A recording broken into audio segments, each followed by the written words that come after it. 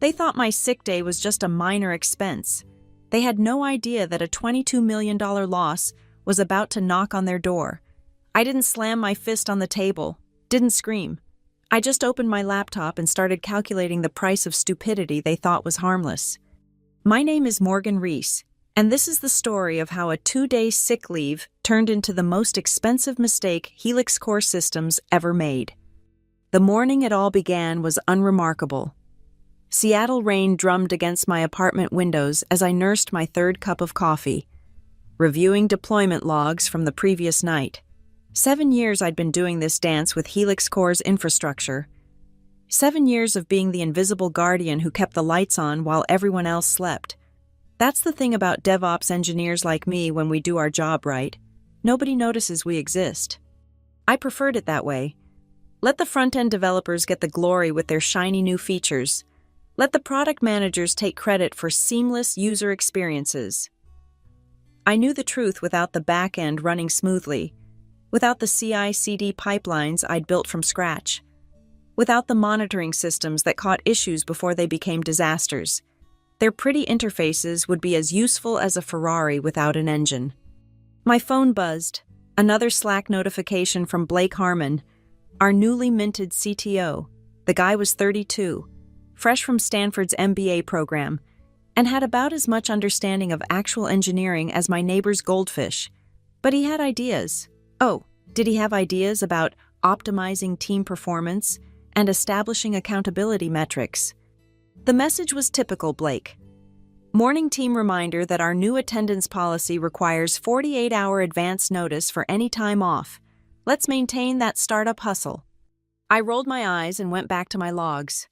The irony wasn't lost on me that I'd been awake until 3 a.m. fixing a critical database replication issue that would have cost us thousands in downtime.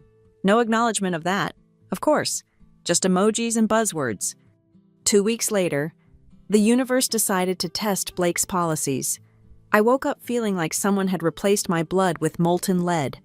Fever of 102 couldn't keep water down, and the room spun every time I tried to stand. The timing couldn't have been worse. We were in the middle of deploying a major update to our payment processing system. I messaged my direct supervisor, Elena, explaining the situation. Then I sent a formal email to HR, copying Blake as required by his new protocol. I even logged into our system briefly to ensure my automated scripts would handle the critical deployments. Professional to the end, even while feeling like death warmed over. The next day was worse. I managed to send another update, then collapsed back into bed. My roommate, a nurse, threatened to drag me to the ER if my fever didn't break soon. I spent most of those 48 hours either unconscious or wishing I was. When I finally returned to the office on Wednesday, I knew something was wrong the moment I badged in. The security guard gave me a look, that particular combination of pity and discomfort, that meant he knew something I didn't. The elevator ride felt longer than usual. Each floor that ticked by increased the knot in my stomach. Elena met me at my desk, her face carefully neutral. "Morgan, Blake wants to see you in his office." The walk to the corner office felt like a funeral procession. Through the glass walls, because of course Blake had insisted on glass walls for transparency, I could see him sitting behind his standing desk, practicing what I'm sure he thought was a stern expression.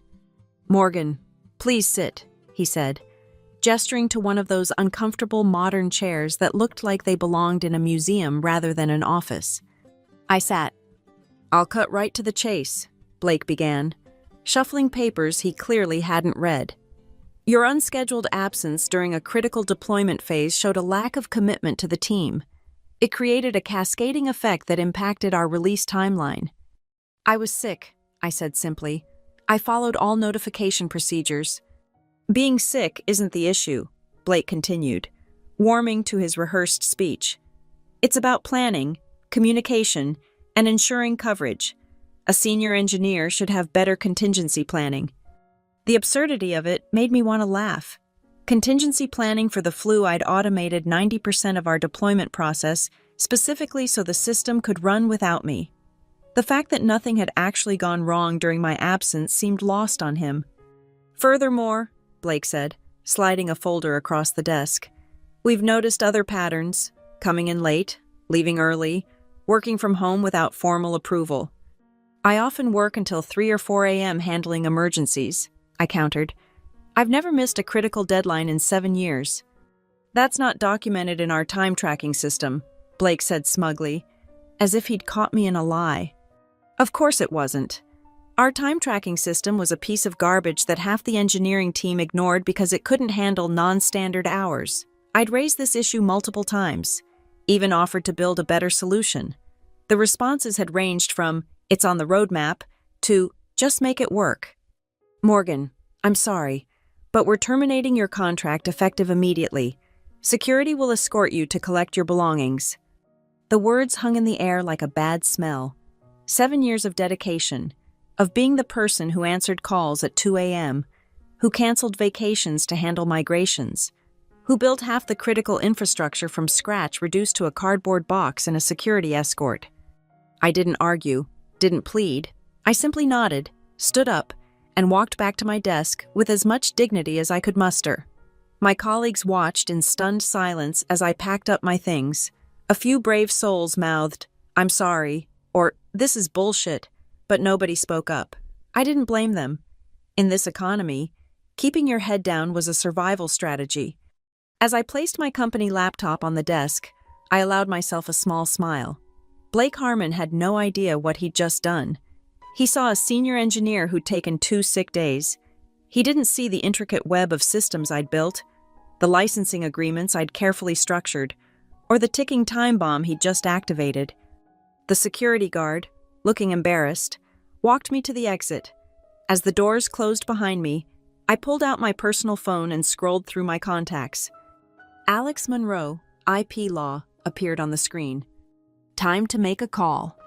Alex and I went way back to UCLA, where we'd bonded over late-night study sessions and a mutual appreciation for elegant solutions to complex problems. While I'd gone into engineering, she channeled her analytical mind into intellectual property law. We'd kept in touch over the years, occasionally grabbing drinks and swapping war stories from our respective fields. "Morgan, long time." Alex's voice was warm but professional. "What's up?" "I need your expertise," I said, walking to my car. "Got time for coffee? My treat." "For you always." That serious tone tells me this isn't a social call. An hour later, we sat in a quiet corner of a downtown cafe, and I laid out the situation. Alex listened without interrupting, occasionally jotting notes on her legal pad. When I finished, she leaned back and whistled low. "They fired you for taking sick leave during a critical deployment." "That's the excuse they used," I confirmed. "But here's where it gets interesting." I pulled out my personal laptop and showed her my documentation. For 7 years, I'd been meticulous about tracking my work. Every module I'd built using my own tools and servers was documented. Every timestamp, every commit log, every piece of code that started as a personal project before being integrated into Helix Core's infrastructure. "This monitoring system," I explained, pointing to one of many examples. "I built it on my own time, using my own servers, under MIT license. They've been using it for 5 years without any formal licensing agreement." Alex's eyes lit up the look of a lawyer who'd just found a gold mine. "And this CCD pipeline? GPL licensed. I have the original repositories with timestamps predating my implementation at Helix Core by 6 months. "Morgan," Alex said slowly, "do you have any idea how much this is worth?" "I have some estimates," I admitted, "but I wanted your professional opinion." Alex spent the next hour going through everything with a fine-toothed comb. The more she saw, the wider her smile grew. It wasn't a nice smile. It was the smile of a predator who just spotted prey with a broken leg. "Conservative estimate," she finally said. "Based on enterprise licensing rates and the scale of their operation, we're looking at several million in unpaid licenses. That's before we factor in damages for unlawful use." "I don't want to destroy them," I said carefully. "I just want what's fair." Alex laughed. "Morgan, they fired you for being sick. They destroyed 7 years of loyalty over 2 days. Fair is whatever we can legally extract from their corporate hide." She was right, of course, but I wasn't ready to go nuclear. Not yet. Let's start with a formal notice, I suggested. Give them a chance to make this right. You're nicer than I would be, Alex muttered, but agreed. I'll draft something today. But Morgan, you need to monitor the situation. If they start trying to remove your code. Way ahead of you, I smiled, pulling up another screen. I built telemetry into everything. Completely legal, it's all disclosed in the documentation they never read. I can track usage, errors, modifications, everything. You beautiful paranoid genius, Alex grinned. This is why I love engineers, always planning for failure modes. We spent another hour strategizing. Alex would handle the legal side while I maintained technical surveillance. The goal was simple: get Helix Core to acknowledge the licensing violations and pay appropriate compensation. If they played ball, everyone could walk away with minimal damage. If they didn't, well, I'd cross that bridge when I came to it. The first few days after my termination were strange. After 7 years of constant alerts, notifications, and emergency calls, the silence was deafening. I caught myself checking my phone for Slack messages that would never come, reaching for a laptop that no longer connected to Helix Core's VPN. But I wasn't idle. I set up monitoring dashboards for all the systems still phoning home to my personal servers. The data was enlightening. Helix Core's infrastructure was humming along, processing millions of requests, scaling up and down according to the algorithms I'd written.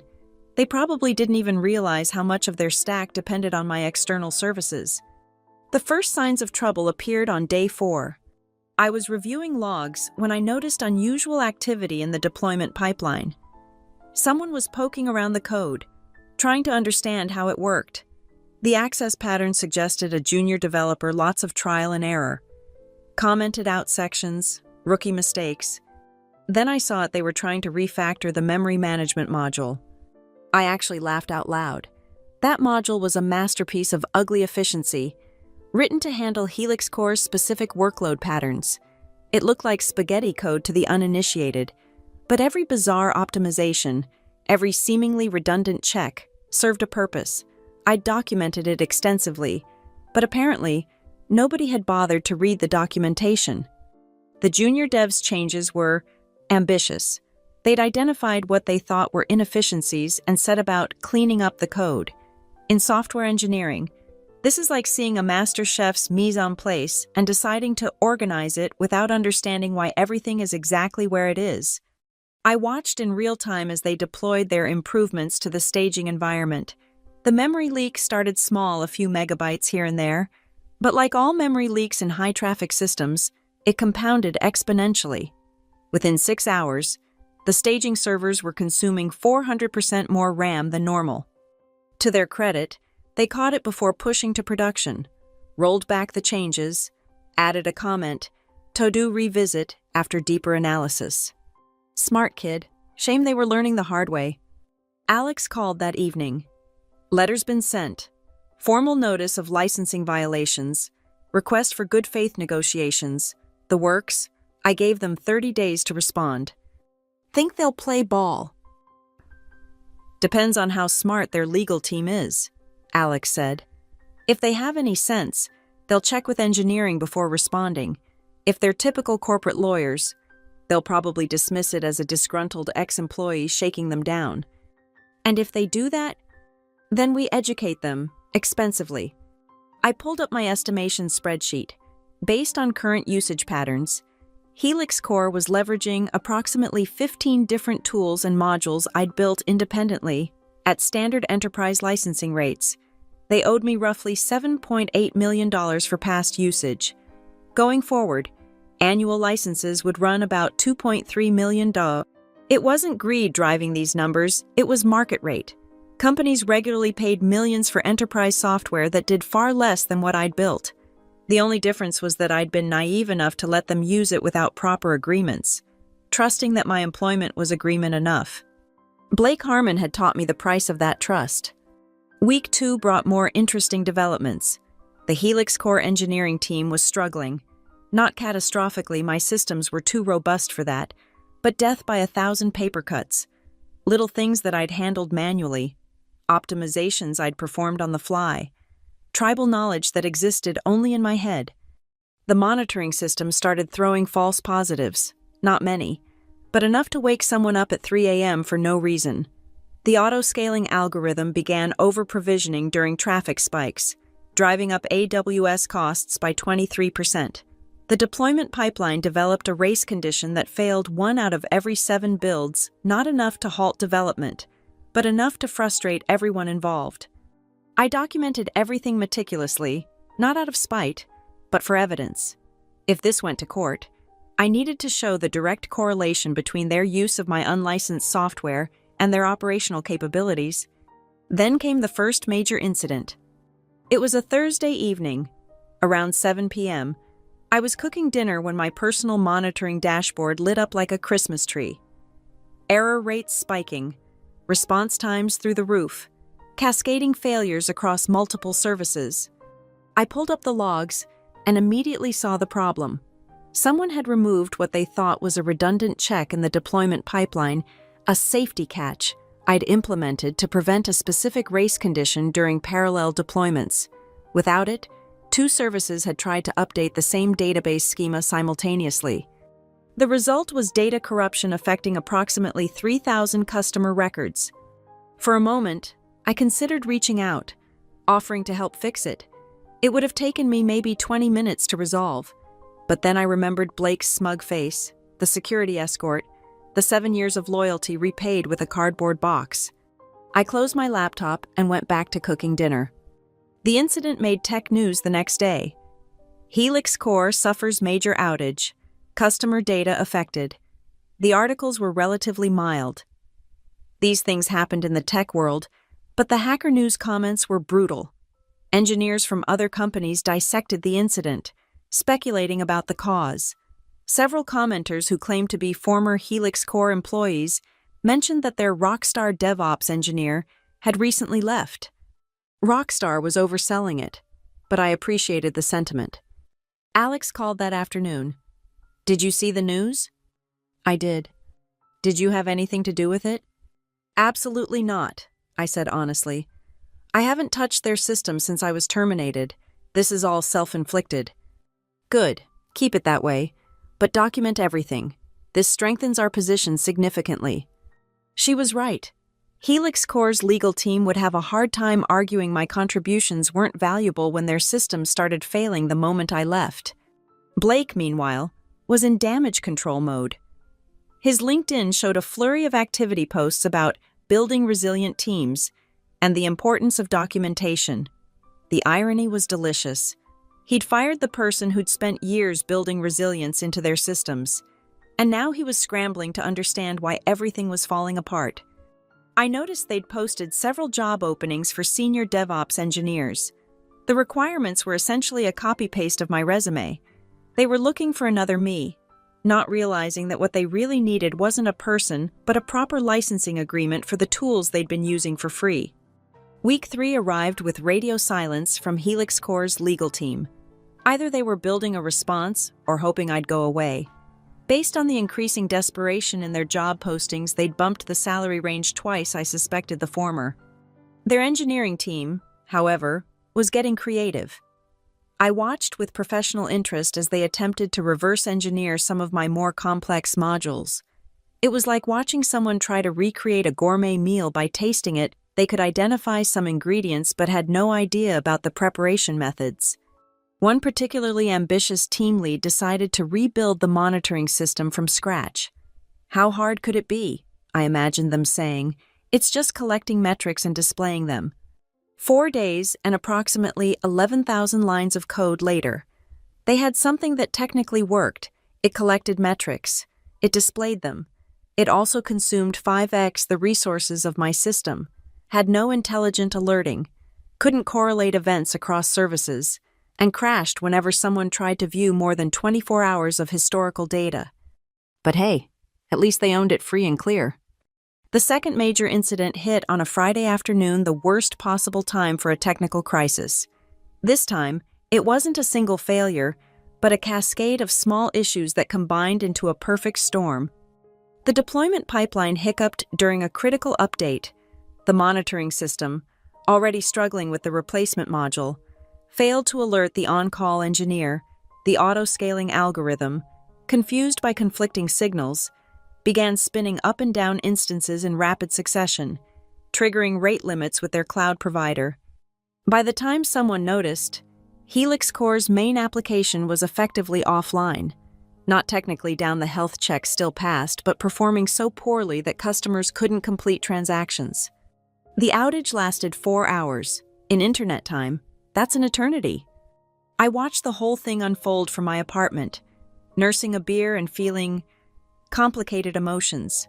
There was no joy in watching systems I'd built and nurtured fail. It was like seeing a garden you'd tended for years wither under someone else's care. But there was definitely satisfaction in watching Blake's philosophy of accountability metrics crash headfirst into reality. The tech press had a field day. Helix Core suffers second major outage in 2 weeks. This time, the speculation wasn't as gentle. Industry analysts started questioning the company's technical leadership. Several major customers publicly threatened to switch providers. My phone rang, unknown number, but I recognized the area code. Morgan, this is Blake Harmon.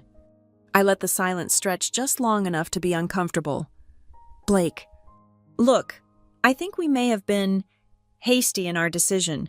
Would you be open to discussing a consulting arrangement? We could really use your expertise during this transition period. The audacity was breathtaking. Fire me for taking sick leave, then call begging for help when things went sideways. I'm afraid I'm not available for consulting, I said calmly. However, you should expect communication from my legal representation regarding licensing arrangements for several systems currently in use at Helix Core. Licensing. What are you talking about? The monitoring system, the deployment pipeline, the auto-scaling algorithms all built using my personal resources and licensed under specific terms. I believe your legal team has received formal notice. The pause told me everything. Legal hadn't bothered to inform him. Morgan, I'm sure we can work something out. I'm sure we can too, I interrupted. Through proper channels. Have your legal team contact mine. Good evening. Blake? I hung up feeling better than I had in weeks. Alex called an hour later, laughing.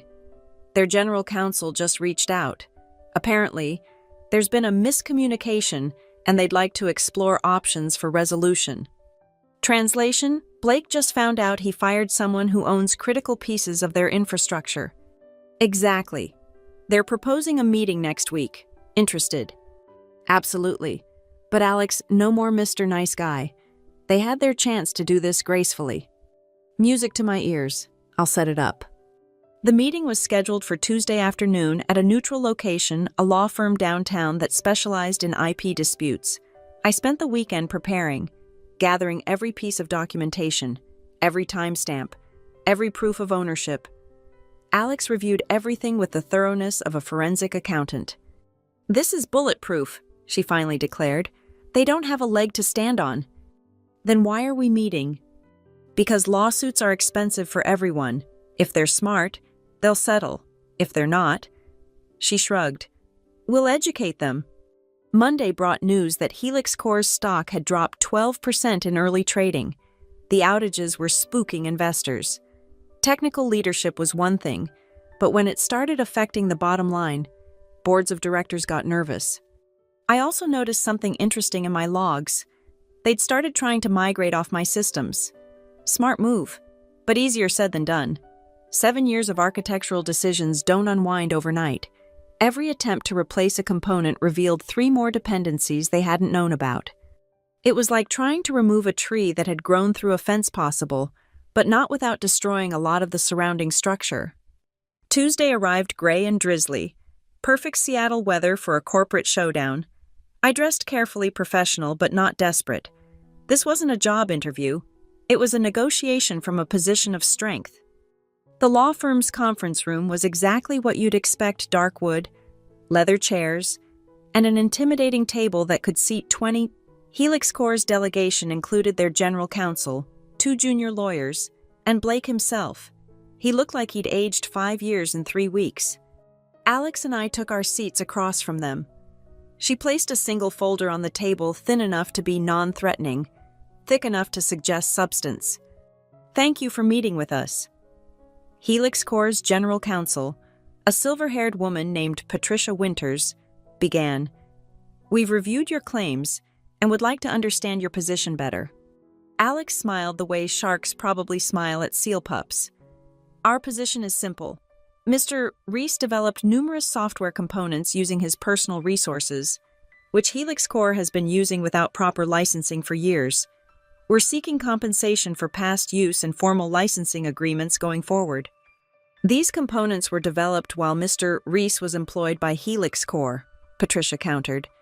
Our employment agreements clearly state, we're crystal clear about work developed using company resources, Alex interrupted, sliding a document across the table. However, as you'll see from the timestamps and infrastructure records, these components were developed on Mr. Reese's personal time, using his personal servers, often predating their implementation at Helix Corps by months. Patricia studied the document, her poker face wavering slightly. Blake couldn't contain himself. This is ridiculous. Morgan was our employee. Everything he built for us belongs to us. Did I build it for you? I spoke for the first time, looking directly at Blake. Or did I build it for me and allow you to use it? That's semantics. That's intellectual property law, Alex corrected.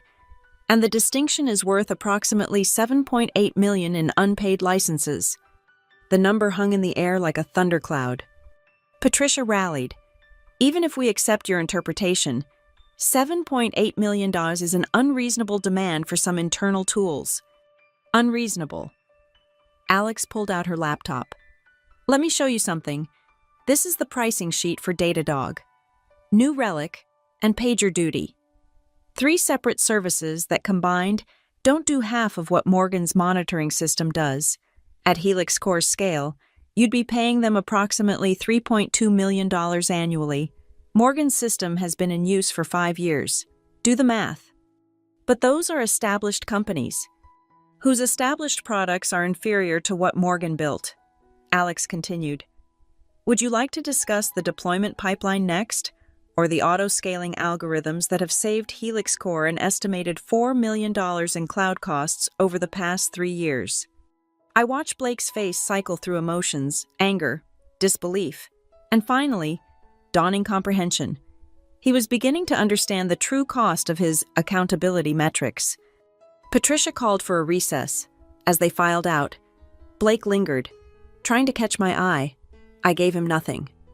They're going to counter, Alex predicted when we were alone. Probably offer a quarter of what we're asking. And we'll remind them that this is the discounted rate.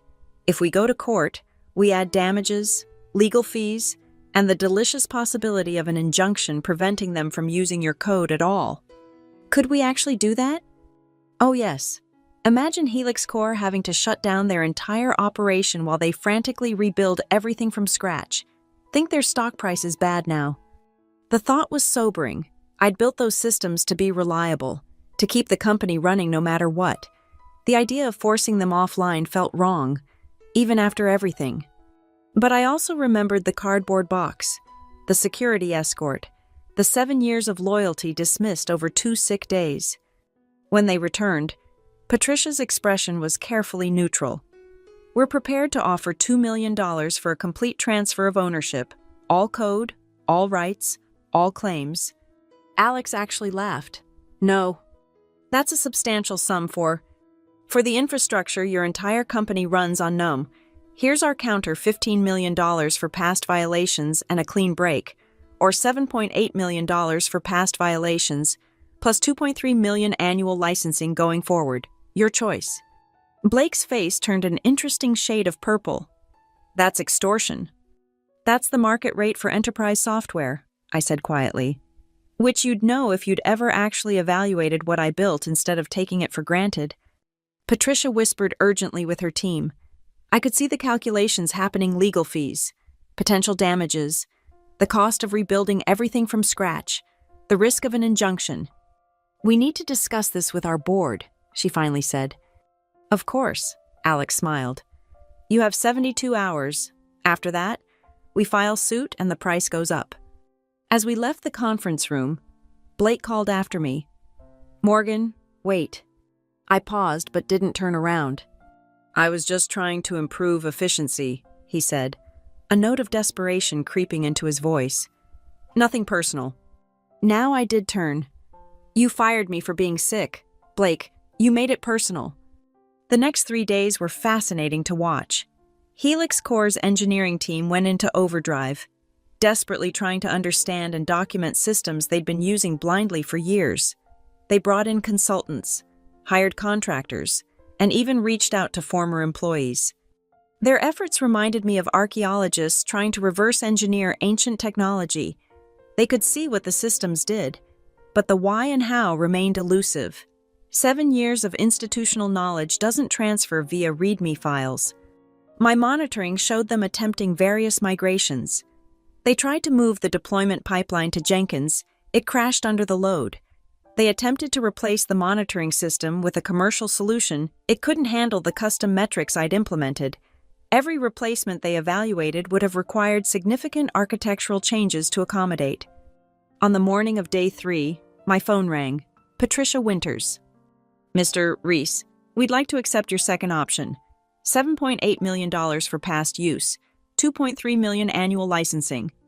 I put her on speaker so Alex could hear. "We'll need some specific terms in the agreement." "Such as?" "No NDA. I retain the right to discuss this situation publicly." Silence. Then, "That's highly unusual." "So is firing someone for taking sick leave," Alex interjected. "Mr. Reese wants the industry to learn from Helix Core's mistakes." More silence. "We'll need to discuss." "The offer expires in 1 hour," Alex said cheerfully. "After that, we file suit." 53 minutes later, they called back. "Deal."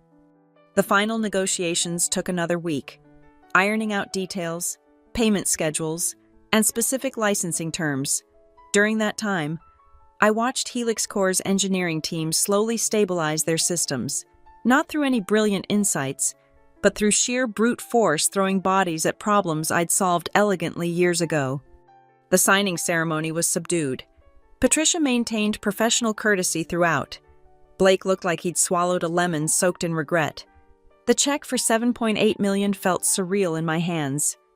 As we concluded, Patricia asked, "Was this your plan all along, building in these dependencies?" "No," I answered honestly. "My plan was to build great systems and be valued for it. You taught me that wasn't enough." 2 weeks later, the tech press picked up the story. Helix Core pays millions in licensing fees to former employee, made for great headlines. The details that emerged painted a picture of corporate hubris and technical incompetence that had Silicon Valley buzzing. Blake Harmon resigned to pursue other opportunities shortly after. His LinkedIn now lists him as an executive consultant, which is corporate speak for unemployed but with dignity. I used part of the settlement to start my own company, a boutique DevOps consultancy specializing in, ironically enough, helping companies avoid the mistakes Helix Core made. My first client, a startup whose CTO had read about the Helix Core situation and immediately audited their own licensing agreements. Alex and I celebrated with expensive whiskey and war stories. "You know," she mused, "most people would have just sued immediately." "Most people didn't spend 7 years building those systems," I replied. "I wanted them to understand what they'd thrown away." "Think they learned?" I thought about Helix Core's $2.3 million annual payment hitting my account like clockwork. Their engineers still struggling with systems they didn't fully understand. Their board demanding better technical leadership. "They learned that a sick day cost them $22 million, I said. "Whether they learned why is up to them." 6 months later, I received an unexpected LinkedIn message. It was from the junior developer who'd tried to refactor my memory management module, the one whose ambition had caused the first major incident. "Ms. Reese," he wrote, "I wanted to apologize for my arrogance in thinking I could improve your code without understanding it. I've spent months studying your systems, and they're genuinely brilliant. Would you ever consider mentoring someone who's learned humility the hard way?" I stared at the message for a long time. This kid had nothing to do with my termination. He was just a young engineer trying to make his mark. caught up in the chaos of corporate stupidity. "Tell you what," I replied. "Buy me coffee and bring your questions. First lesson's free." He turned out to be sharp, eager, and refreshingly honest about his mistakes. Over several sessions, I walked him through the reasoning behind my ugly code, the elegance hidden in apparent chaos, the difference between clean code and efficient code. "Why didn't you document this internally?" he asked during one session. I did, extensively. Check the wiki under architecture decisions. His face went pale. "We have a wiki." I laughed. "You had a wiki. Whether anyone maintained it after I left is another question." That's when I learned the true extent of Helix Core's documentation crisis. In their rush to optimize, Blake had deprecated several redundant systems, including the internal wiki that housed 7 years of technical documentation. The new streamlined system had migrated about 10% of the content before being abandoned as low priority. "So all your documentation, gone?" "Probably," I confirmed, "unless someone backed it up." The kid looked sick. No wonder they were struggling. They'd literally thrown away the manual. Word of my mentoring sessions somehow reached Helix Core's new CTO, a competent woman named Sarah Chen, who'd been hired to clean up Blake's mess. She reached out with a proposition: would I consider a formal consulting arrangement to help document the systems they were licensing? "I thought I was persona non grata there," I said during our call. "That was the previous administration," Sarah replied diplomatically. "I'm more interested in ensuring our systems are stable than in maintaining petty grudges." The rate she offered was insulting, barely half my standard consulting fee. "I appreciate the offer," I said, "but I'm quite busy with clients who value my expertise appropriately." "What would it take?" I named a number that was exactly what Blake had refused to pay me as an employee, adjusted for consulting rates. The irony wasn't lost on either of us. "Done," she said without hesitation. "When can you start?" Returning to Helix Core as a consultant was surreal. The building was the same, but the energy was different. Gone was Blake's artificial startup hustle, replaced by something more subdued, more careful. Engineers who'd once rushed through deployments now double-checked everything. I spent 3 months documenting everything, not just how the systems worked, but why I'd built them that way. Each architectural decision, each optimization, each apparent redundancy explained in detail. It was the documentation I'd tried to maintain while employed, but now they were paying premium rates for it. Sarah proved to be everything Blake wasn't: technically competent, pragmatic, and keenly aware of the value of institutional knowledge. During one of our sessions, she asked, "Could we have avoided all this?" "Easily," I said.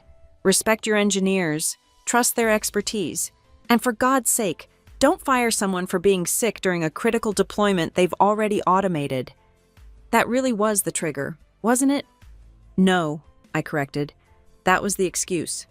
The trigger was years of being undervalued despite keeping the lights on. Blake just provided the perfect opportunity to demonstrate my worth in terms even MBAs could understand." She nodded thoughtfully.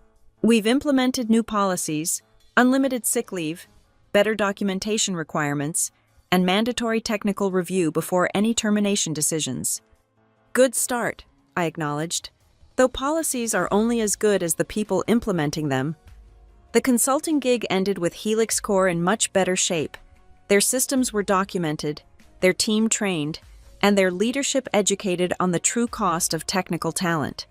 The $2.3 million annual licensing fee continued to arrive like clockwork, a permanent reminder of their expensive education. A year after my termination, I received an unexpected invitation. Helix Core was hosting a technical conference and wanted me to speak about building resilient systems. The topic they suggested: the hidden cost of technical debt. I almost declined out of principle, but Sarah's personal note changed my mind. "Your story has become required reading for our board and executive team. Help us make sure it becomes required reading for the industry." The conference was well attended, drawing engineers and executives from across the tech sector. I took the stage wearing the same outfit I'd worn to the termination meeting. A little psychological warfare never hurt. "A year ago," I began, "Helix Core fired me for taking 2 sick days. It cost them $22 million and counting. Today, I want to talk about why that number was both completely avoidable and entirely predictable. The audience was rapt as I walked through the technical infrastructure I'd built, the licensing implications they'd ignored, and the cascade of failures that followed my departure. But more than that, I talked about the culture that made it all possible, the fundamental disrespect for engineering talent, the assumption that technical work was a commodity rather than a craft. Every line of code in your company was written by a human being, I concluded. A human being with expertise, creativity, and yes, legal rights to their intellectual property. Treat them accordingly, or prepare to pay the price. The Q&A was lively. CTOs wanted to know how to audit their own systems. Engineers wanted to know how to protect themselves. One brave soul asked if I regretted how things played out. I regret that it was necessary, I answered honestly. But I don't regret standing up for my worth. Too many of us accept being undervalued because we love what we do. That love shouldn't come with a discount. After the talk, a steady stream of engineers approached me privately. Each had their own story of being undervalued, overworked, taken for granted. Several admitted they'd started documenting their personal contributions more carefully after hearing about my case. Good, I told them. Hope for the best, plan for the worst, and always know your worth. Blake Harmon wasn't at the conference, but his ghost haunted every conversation about technical leadership. He'd become a cautionary tale. His name synonymous with the kind of MBA-driven thinking that prioritized metrics over meaning. I later heard he'd pivoted to writing a business book about learning from failure. The working title was The $22 Million Mistake: Leadership Lessons from the Front Lines. I pre-ordered a copy out of morbid curiosity. Sarah found me after my talk. That was bracing, she said. But necessary. Thank you. Thank you for learning from his mistakes, I replied. Not every company gets a second chance. Speaking of which, she said carefully, I don't suppose you'd consider— No, I cut her off gently. I'm never going to be an employee again, but I'm happy to keep our licensing arrangement. It's working well for both of us. She nodded, understanding. Some bridges, once burned, couldn't be rebuilt, only replaced with toll roads. The ripple effects of my story continued long after the conference. Tech workers started paying more attention to IP clauses in their contracts. Companies began auditing their dependencies on employee-created tools. Employment lawyers reported a surge in consultations about intellectual property rights. One particularly satisfying outcome came from an unexpected source. A group of senior engineers at various companies formed an informal collective, sharing best practices for protecting their work while employed. They called it the Morgan Protocol, which was embarrassing but flattering. The protocol was simple: document everything, maintain clear ownership of personal projects, and always get licensing agreements in writing. It wouldn't prevent all exploitation, but it would make the Blake Harmons of the world think twice. My consultancy grew beyond what I'd imagined. Turns out, there was massive demand for someone who could not only build robust systems, but also navigate the legal complexities of intellectual property in tech. I hired Alex as general counsel, and we built a practice that was part engineering, part legal strategy. Our tagline, build it right, own it properly. 3 years after that fateful sick day, I was invited to speak at Stanford's business school. The professor introducing me noted, with barely concealed glee, that several of his former students had learned expensive lessons about technical leadership from my case. Today's speaker, he said, cost one company $22 million by getting the flu. She's here to explain why that was entirely their fault. The MBA students were a tough crowd, programmed to think in terms of efficiency and optimization, but as I walked them through the real costs, not just the millions in licensing fees, but the damaged reputation, the brain drain, the months of instability, I saw understanding dawn on their faces. Leadership isn't about accountability metrics, I told them. It's about understanding the value of what you have before you throw it away. One student, brave enough to challenge me, asked, "But didn't you take advantage of the situation they fired you?" And you extracted millions. They fired me for being sick, I corrected. I charged them for using my work without permission. The timing was their choice, not mine. If they'd valued my contributions appropriately, we'd never have had this conversation. But surely there was a more collaborative solution. I smiled. Collaboration requires mutual respect. They demonstrated their respect by escorting me out of the building. I demonstrated mine by not demanding an injunction that would have shut down their entire operation. Considering I had legal grounds to do so, I think I was remarkably collaborative. The professor interjected. What Ms. Reese is illustrating is the concept of revealed preferences. Helix Core revealed they preferred short-term metrics over long-term stability. The market responded accordingly. After class, several students approached me privately. They were entering a tech industry very different from the one I'd started in, one where engineers were more aware of their worth and less willing to subsidize corporate profits with free intellectual property. Any advice, one asked?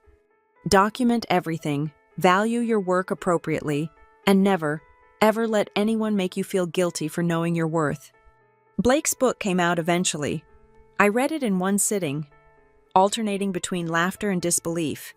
He'd reframed the entire incident as a learning experience about the importance of technical alignment. My name appeared nowhere, replaced by references to a senior engineer and technical dependencies. The chapter on the immediate aftermath was particularly creative. According to Blake, the system failures were due to natural technical evolution, rather than the sudden absence of the person who'd built and maintained everything. He spent pages discussing his strategic decision to invest in proper licensing, as if it hadn't been forced by legal action. The reviews were brutal. Tech workers who knew the real story eviscerated it online. The Hacker News discussion thread reached over 500 comments, most variations of "This is the guy who fired Morgan Reese for being sick." Sales were disappointing. Turns out, nobody wanted leadership advice from someone whose leadership had cost his company millions. I considered writing my own book but decided against it. The real story was already industry legend, told in break rooms and retold at conferences. Every time a manager suggested optimizing technical staff, someone would ask, "You want to pull a Blake Harmon?" Besides, I had better things to do. My company had grown to 15 employees, all engineers who'd been burned by corporate ingratitude. We specialized in helping technical talent protect and monetize their innovations. Our client base included everyone from junior developers with clever side projects to CTOs negotiating equity packages. One particularly satisfying case involved a data scientist whose machine learning models had saved her company millions when they tried to terminate her for budget optimization. She came to us. Turns out, she'd been smart enough to document everything from day one. The settlement negotiations were brief and lucrative. "You inspired me," she said afterward. "When I read about your case, I started treating my work like the valuable IP it was." These stories became common. Engineers who'd once given away their best ideas now knew to protect them. Companies that had treated technical talent as interchangeable cogs found themselves paying market rate for innovations they'd once gotten for free. The industry was slowly, painfully, learning that brilliant engineers weren't overhead, they were assets, and assets had value, and value had a price. 5 years after my termination, Helix Core was thriving under Sarah's leadership. They'd gone public, with a valuation that made my $22 million look like pocket change. The annual licensing fee had become such a small line item that accounting probably barely noticed it. But I noticed. Every payment was a reminder that my work had value, that standing up for that value had been right, that sometimes the best revenge isn't destruction, it's demonstration. Sarah and I maintained a cordial professional relationship. She'd occasionally reach out for advice on technical decisions, always at my consulting rate. During one such call, she mentioned they were considering acquiring a startup. "Smart move," I said. "Just make sure you audit their IP ownership. You don't want another Morgan situation." She laughed. "Trust me, that's the first thing we check now. Your name is literally in our due diligence checklist." Glad to be of service. You know, she mused, in a weird way, you did us a favor. Blake would have eventually driven away all our talent. You just accelerated the timeline and charged you for the privilege. Worth every penny. The startup ecosystem had shifted too. Young companies now included IP audits in their standard practices. Accelerators taught founders about the importance of clear ownership structures. VCs asked pointed questions about technical dependencies. I'd like to claim credit for all of it, but the truth was simpler. The industry had finally recognized what should have been obvious all along. The people who built the systems that ran the world deserved to be valued accordingly. My story became a case study at business schools, a cautionary tale at leadership seminars, and a rallying cry at engineering conferences. Each telling emphasized different aspects: the legal implications, the technical dependencies, the human cost of disrespect. But for me, it always came back to those 2 days in bed with a fever, sending emails to ensure my automated systems would handle the deployment, trying to be professional even while miserable. Blake Harmon thought he was making an example of me. He was right, just not in the way he intended. The tech industry has a short memory for some things and a long memory for others. Scandals fade. Products fail. Companies rise and fall. But stories that capture a fundamental truth tend to stick around. Mine became one of those stories. Not because $22 million was an unprecedented amount. Tech lawsuits routinely involved much more. Not because the technical details were particularly exotic. Plenty of engineers had built similar systems. It stuck because it was relatable. Every engineer who'd been asked to work weekends, who'd been called at 3 a.m., who'd built something critical only to be treated as expendable, they saw themselves in my story. And more importantly, they saw a path forward. The path wasn't revenge, exactly. It was recognition. Recognition that their work had value beyond their salary. Recognition that intellectual property created on personal time remained personal. Recognition that being indispensable should translate to being respected. I still run my consultancy, though these days I'm more selective about clients. The money from Helix Core's licensing fees and other settlements gave me the freedom to choose projects based on interest rather than necessity. Occasionally, I teach workshops on protecting technical IP. The rooms are always packed, filled with engineers who've learned that documentation isn't just about code quality, it's about self-preservation. The best time to protect your work is before you need to, I tell them. The second best time is now. I share practical strategies: how to structure personal projects, how to document ownership, how to navigate employment agreements. But more than that, I try to instill a mindset shift. Your innovations have value, I emphasize. Not potential value, not future value, current, real, measurable value. Price them accordingly. Some attendees worry about appearing mercenary, about damaging relationships with employers they genuinely like. I understand the concern. I'd felt the same way for 7 years. This isn't about being adversarial, I explain. It's about being professional. Your employer doesn't give away their products for free. Why should you? The workshops often end with the same question: do you regret how things ended with Helix Core? My answer has evolved over the years, becoming more nuanced but no less certain. I regret that it took getting fired while sick to recognize my own worth, I say. I regret the months of stress, the legal battles, the relationships that couldn't be salvaged. But I don't regret standing up for what was mine, and I definitely don't regret the industry-wide changes that followed. Because that's the real legacy of the 22 million sick day, not the money, though that was certainly nice, not the vindication, though that felt good too.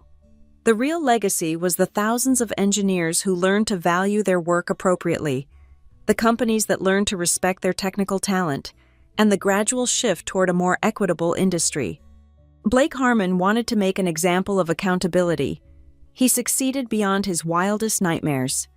The irony is that if he'd simply treated me with basic human decency, let me recover from the flu without penalty, recognized my contributions, maybe even offered a raise, he'd probably still be CTO.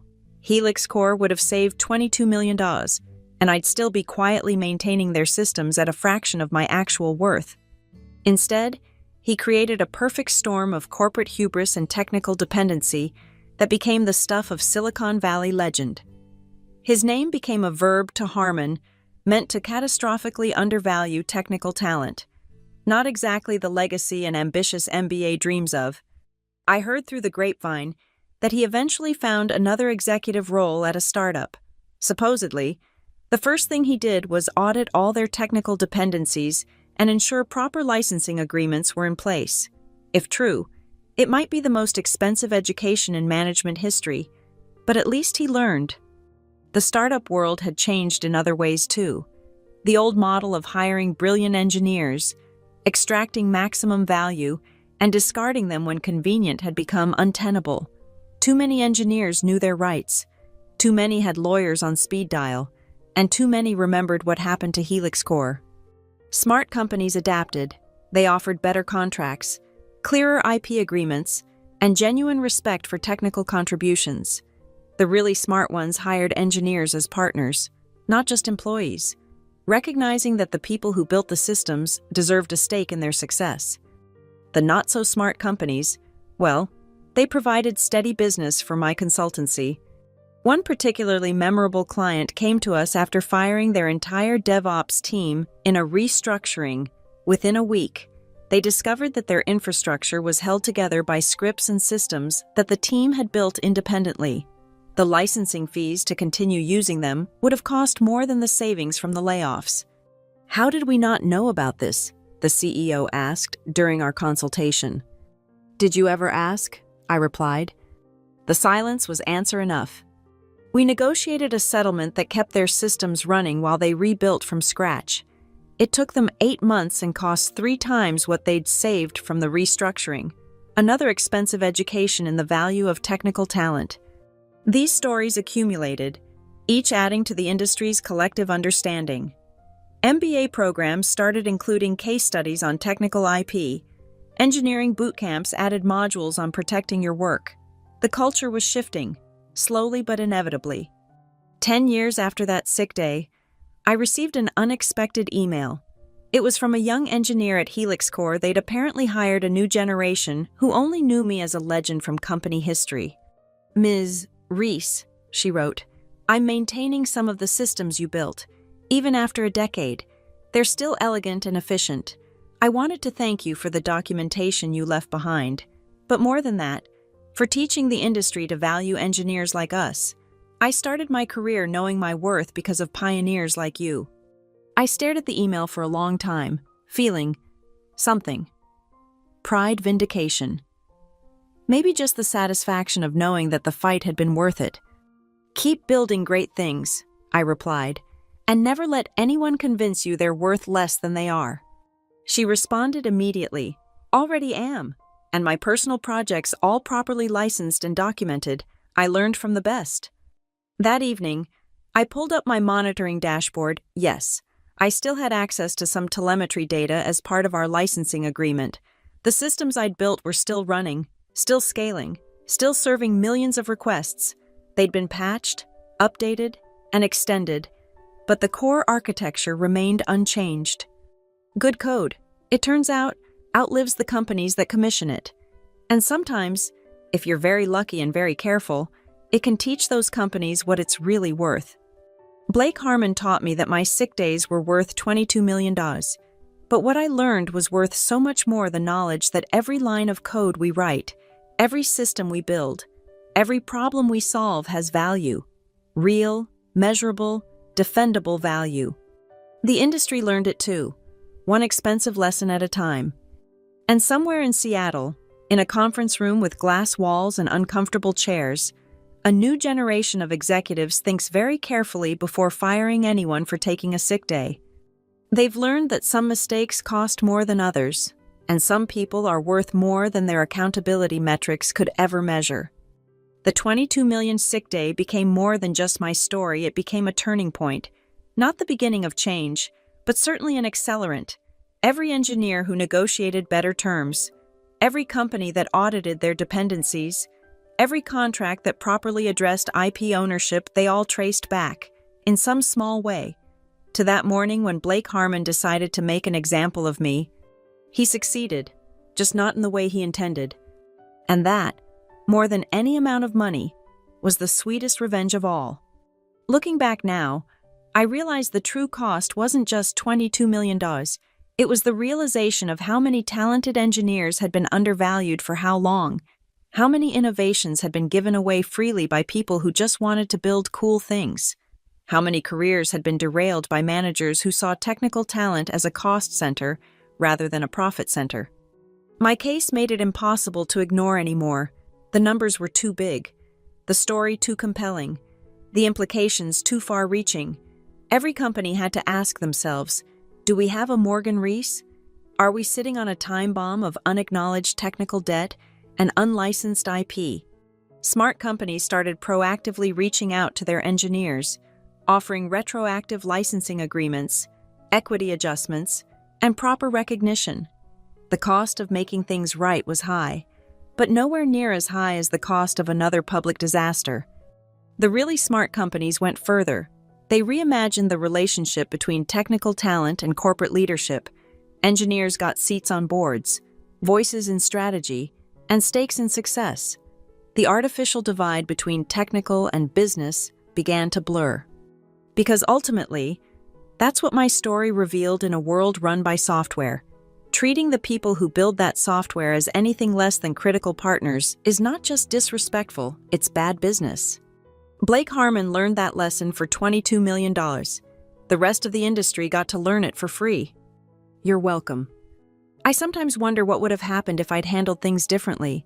If I'd fought the termination, demanded reinstatement, accepted that consulting offer on their terms. Would the industry have changed? Would engineers have learned to value their work? Would companies have recognized the true cost of technical talent? Probably not. Change doesn't come from polite requests or reasonable negotiations. It comes from consequences. Real, measurable, undeniable consequences. Blake Harmon fired me for taking a sick day. The consequence was $22 million and counting. The industry took notice because it had to. That's the final lesson of this whole saga. Know your worth. Document your contributions. And when someone tries to undervalue you, make them pay market rate. Not out of spite, not out of revenge, but out of respect for yourself, for your work, and for every engineer who comes after you. They thought my sick day was just a minor expense. They were wrong. It was the most expensive mistake they ever made. And I made sure everyone knew exactly why. The end.